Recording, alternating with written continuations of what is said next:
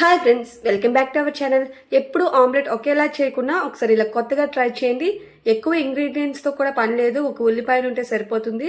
చాలా అంటే చాలా టేస్టీగా ఉంటుంది. ఒకసారి ఈ ప్రాసెస్లో చేసి చూడండి, మళ్ళీ మళ్ళీ ఆమ్లెట్ చేసుకొని తింటారు, అంత బాగుంటుంది. పిల్లలు కూడా చాలా ఈజీగా చేసేయచ్చు. దీని ప్రాసెస్ అయితే చాలా ఈజీ. ఫస్ట్ అయితే ఒక బౌల్లో ఉల్లిపాయలు తీసుకొని అందులో పసుపు, ఉప్పు, కారం, అలాగే కొంచెం పెప్పర్ పౌడర్, అవన్నీ వేసుకుని ఒకసారి చేతితో బాగా మెదపండి. ఆ తర్వాత 2 గుడ్డులు వేసుకొని అందులో కొంచెం వాటర్ వేసుకొని బాగా బీట్ చేసుకోండి. ఇదంతా నురుగొచ్చేంత వరకు బాగా బీట్ చేసుకుని ఇలా నురుగొచ్చేంత వరకు బాగా కలపడం వల్ల ఆమ్లెట్ అనేది చాలా ప్లఫీగా స్మూత్గా వస్తుంది.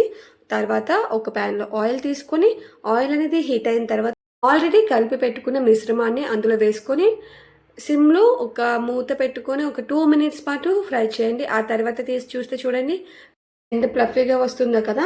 ఈ టైంలో మనం రివర్స్ చేసుకోండి. నా దగ్గర ట్రైపాడ్ లేదు కదా, ఒక్కదాంతోనే ఒక చేతితో రికార్డ్ చేస్తే అలా చేయడం వల్ల ముక్కలు అయిపోయింది. కానీ టేస్ట్ అయితే అదిరిపోయింది. ప్లీజ్